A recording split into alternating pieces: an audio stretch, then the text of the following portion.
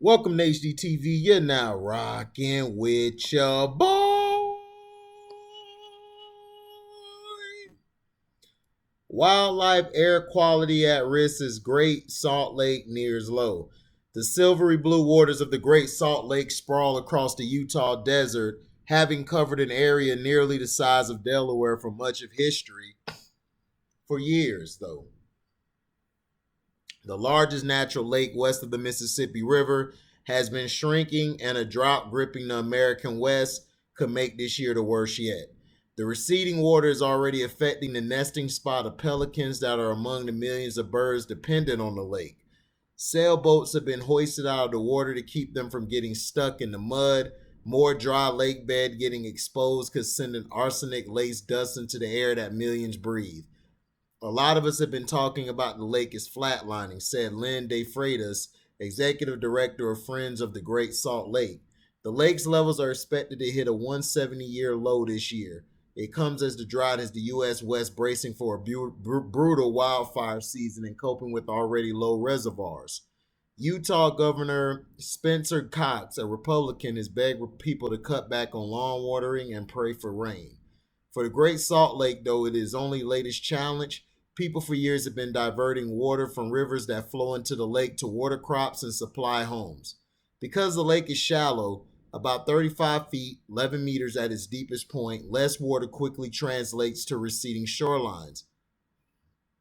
The water that remains stretches across a chunk of northern Utah with highways on one end and remote land on the other. A resort long since closed once drew sunbathers who would float like corks in the extra salty waters.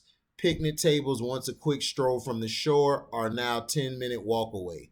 Robert Atkinson, 91, remembers that resort and the feeling of weightlessness in the water when he returned this year to fly over the lake in a motorized paraglider. He found it changed. It's much shallower than I would have expected it to be, he said. The waves have been replaced by dry, gravelly lake beds that's grown to 750 square miles, 1,942 square kilometers. Winds can whip up dust from the dry lake bed that is laced with naturally occurring arsenic, said Kevin Perry, a University of Utah atmospheric scientist. It blows through a region that already has some of the dirtiest wintertime air in the country because of seasonal geographic conditions that trap pollution between the mountains. Perry warns of what happened at California's Owens Lake, which was pumped dry to feed thirsty Los Angeles and created a dust bowl that cost millions of dollars to tamp down. The Great Salt Lake is much larger and closer to a populated area, Perry said. Luckily, much of the bed of Utah's giant lake is crust that make it tougher for dust to blow.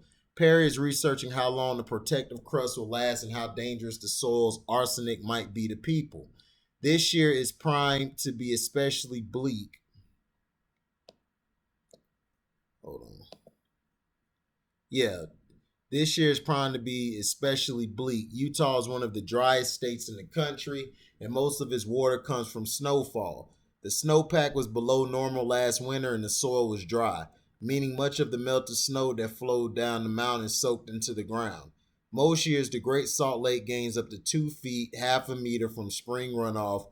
This year, it was 6 inches, 15 centimeters, Perry said. We've never had an April lake level that was as low as it was this year, he said. More exposed lake bed also means more people have ventured onto the crust, including off-road vehicles that damaged it. Great Salt Lake coordinator Laura Vernon said the more continued drought we have, the more of the salt crust will be weathered and more dust will become airborne because there's less of that protective crust layer, she said. The swirling dust also could speed the melting of Utah's snow, according to research by Mackenzie Skiles, a snow hydrologist at the University of Utah. Her study showed that the dust from one storm made the snow so much darker that it melted a week earlier than expected. While much of the dust came from other sources, an expansion of dry lake bed raises concerns about changes to the state's billion-dollar ski industry. No one wants to ski dirty snow, she said. While the lake's vast water is too salty for most creatures except brine shrimp, for sailors like Marilyn Ross, 65, it's a tranquil paradise with panoramas of distant peaks. You get out on this lake and it's better than going to a psychiatrist. It's really very calming, she said. But this year, the little red boat named Promiscuous that she and her husband have sailed for more than 20 years was hoisted out of the water with a massive crane just as the season got underway. Record low lake levels were expected to leave the boat stuck in the mud rather than skimming the waves. Low water has kept the other main marina closed for years. Some people don't think that we're ever going to be able to get back in, Ross said. Brine shrimp support a $57 million fish food industry in Utah, but in the coming years, less water could make the salinity too great for even those tiny creatures to survive. We're really coming to a critical time for the Great Salt Lake, said Jamie Butler, coordinator for Great Salt Lake Institute at Westminster College in Salt Lake City. She studies the American white pelican, one of the largest birds in North America. They flock to Gunnison Island, a remote outpost in the lake where up to 20% of the bird's population nests, with male and female birds cooperating to have one watch the eggs at all times. Mom goes fishing and dad stays at the nest, Butler says, but the falling lake levels have exposed the land bridge to the island, allowing foxes and coyotes to come across and hunt for rodents and other food. The activity frightens the shy birds accustomed to a quiet place to raise their young, so they flee the nest, leaving the eggs and baby birds to be eaten by gulls. Pelicans aren't the only birds dependent on the lake. It's a stopover for many species to feed on their journey south. A study from Utah State University says that to maintain lake levels, diverting water from rivers that flow into it would have to decrease by 30%. But for the state with the nation's fastest growing population, addressing the problem will require a major shift in how water is allocated and perceptions of the lake, which has a strong odor in some places, calls treated wastewater and is home to billions of brine flies. There's a lot of people who believe that every drop that goes into the Great Salt Lake is wasted. Perry said that's the perspective I'm trying to change. The lake needs to, and they're not being met. So basically, that's just a little story that's out the blue. If you care, cool. You don't, that's fine. Basically, you got to blame it to global warming and stuff. And a lot of these companies with these gases are messing up the globe where the weather is changing. In some areas, the weather is accustomed to falling a lot, the snow falling a lot. It doesn't come as it used to because of the change of the atmosphere and the change of what global warming is doing. Now, I may be wrong, but I believe that's what it is. And plus, there's sometimes things do go on a drought. Sometimes a drought does happen, but I'm hoping it gets better for them because they make a lot of money with that with the Salt Lake. They make a whole lot of money with it at the Great Salt Lake, and the lake is beautiful, and like I said, canoeing and all that stuff, paragliding. They really can't do that, and then when it snows, it really didn't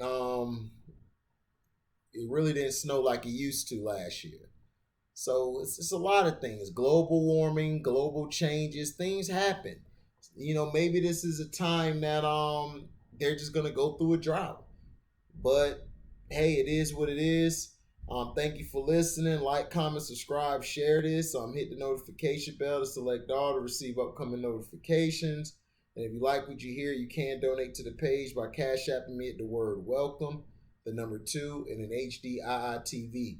And I hope it gets better because pelicans, you don't want them to go extinct. And plus, birds who fly from the north, they love to come there and relax. And that's really a good place for them to relax. But if you won't have any more water and the water's decreasing, where they're going to go? They might have to migrate somewhere further to get a stop to stop there and get something to drink because the environment's messing up, but it might be a lot of plants around there. I'm not sure. It could be some plants, but to me, it's global warming and it's the reason because of humans and their plants and everything. And things could be happening. We don't know what's going on there. People could be dumping trash there. Anything could be happening. that can mess up the temperatures and mess up what's going on in the area. But I keep posting on it and to let you know later. Thank you for listening, and we are out. Daisy.